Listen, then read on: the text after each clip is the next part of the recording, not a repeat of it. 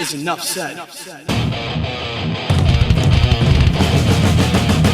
Happy Sunday, Heat Nation. Your boy Ernest here, back with another Miami Heat Talk video. Would really appreciate if you guys could like the video, subscribe to the channel. You know the drill. Let's get ready to rock and roll together on another Miami Heat Talk adventure. Before we move forward, guys, got to take a moment to thank everyone that participated at my live episode yesterday. Wasn't as much as it normally has been, but it was still a lot of fun. We had some great conversations. You got some tips, got some funny stories, told you guys some stories about the wrestling, gave you guys a little song. So we had a great time together. Thank you to everybody that participated. It was a lot of fun. After that, the Miami Heat did have a summer league game against the Boston Celtics, and whenever it's the Heat versus Celtics, you know your boys got to watch. So I'm watching it. I even got the highlights right here going in front of me just to give it some, just to give me some reminders. And Miami Heat balled yesterday, you guys. I mean, that summer league game was hella interesting. Heat win 119-114, the first game of the Las Vegas Classic, the NBA 2K25 Summer League. Miami Heat threw some business, you guys, but it was highlighted by a couple of our players and two guys that we're looking at moving forward for the future. Jaquez Jr. and Kel'el Ware. Now, it was reported that Jaquez Jr. is going to play 2 games in the Summer League, and I think it's more for, veteran presence. Jaquez is a second-year player, so he does the Summer League to help some of these younger guys and to get a little connected with Kel'el Ware. And man, was it a great game.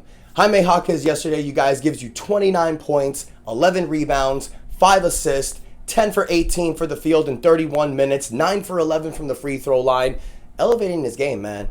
We saw flashes last year during his rookie season that Jaquez is like the next Jimmy Butler. Before, when Jaime was drafted, he even mentioned that Jimmy Butler was his favorite player. So seeing Jaime play, man, you're seeing a lot of Jimmy Butler in him. You're seeing that Jaime can take that next step.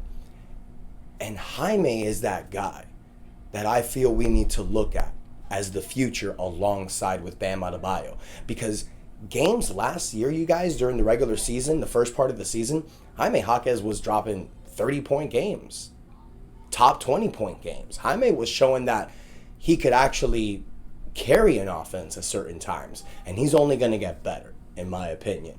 You also had a great game from Kel'el Ware, our draft pick. 17 points, 3 rebounds, not a lot of rebounds. You want to see a lot more.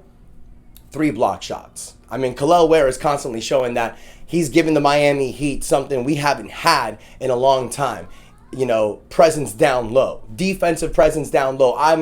I can't wait to see Kel'el Ware and Bam Adebayo play alongside the court together, you guys. That's going to be a twin tower dominating defensive lineup. Can't wait to see that. I don't really know if Kel'el Ware has a chance to start next to Bam in the beginning of the season. I think you're going to see Bam and Jovic, depending on Jovic's ankle injury. But, man, I really can't see that combination together. Kel'el Ware, he goes 1 for 2 from the 3-point line. I know Kel'el Ware has that sweet touch on the outside. He's not known for taking a lot of attempts at the 3, but you're going to see Kel'el Ware and Bam Adebayo have that game. Games where they go 1 for 2, 2 for 4 even, maybe even 3 for 5. So that's going to be that added presence that we're going to need. And look, other players had pretty dope games yesterday, you guys. Josh Christopher, some guys that I'm sure people don't even know, gives you 20 points off the bench in 23 minutes. He's a plus 13 out there. Cole Swider gives you 15 points off the bench, 4 for 5 from the 3-point line. The Miami Heat did rescind their extended qualifying offer to Cole Swider. So he is basically a free agent, but the Heat can bring him back if they want. The Heat, they're trying to stay under that second apron line right now, you guys. So, really right now the point is to stay as a first apron team just in case if you have an opportunity to make a trade. If you hit the second apron, now you're restricted. You can't aggregate players in a trade. You're not going to have that $5.2 million mid-level exception. So the Heat are really trying to stay under that line. But I'm telling you guys, what I love seeing yesterday was Jaime Jaquez together with Kel'el Ware. There was a lot of times where Jaime was hitting Kel'el Ware with the open pass. They're showing that they can play together really well. This is going to translate towards the regular season. I also saw a great breakaway play where Jaime Jaquez gives a lob to Pelle Larsson.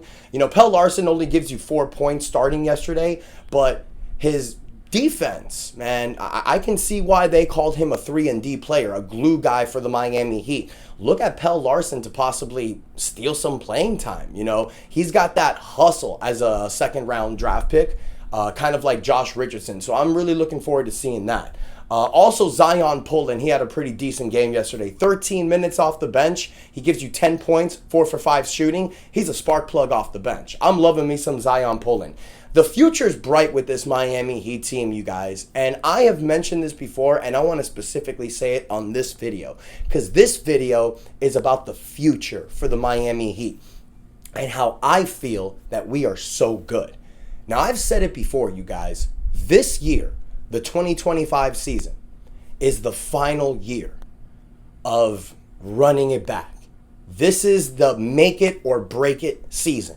It wasn't like this in 2023. You knew, like, from 2022 on, you knew that this was going to be a thing. The Heat were just going to keep running it back until they won a championship because they've always been a contender. I don't care what anyone says. The Miami Heat and this Jimmy Butler build have overachieved. Overachieved. Man, I just saw a crazy-ass dunk by Kashad Johnson. Kashad Johnson, who also gave you 10 points. Man, this Heat Summer League team is loaded, you guys. I am loving this Miami Heat Summer League team. They're so fun to watch. But what I've said, you guys, this 2025, it's the make it or break it year.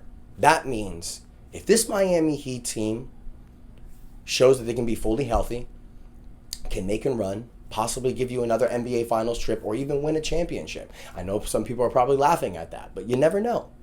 Let's say Terry, Tyler, Jimmy, and Bam, they figure it out. Tyler accepts his 6-man role. Let's see. Jovic and Jaquez take another step. Kel'el Ware becomes that interior presence. Kevin Love gives you that veteran presence you need. Alec Burks steps up whenever he's called upon. Josh Richardson gives you that defensive anchor. Duncan Robinson becomes a sniper. Let's say all of this happens and the Heat actually pull it off. Make it to the Eastern Finals, make it to the NBA Finals, or even win it. Now you can make a decision. Do you actually give Jimmy that extension?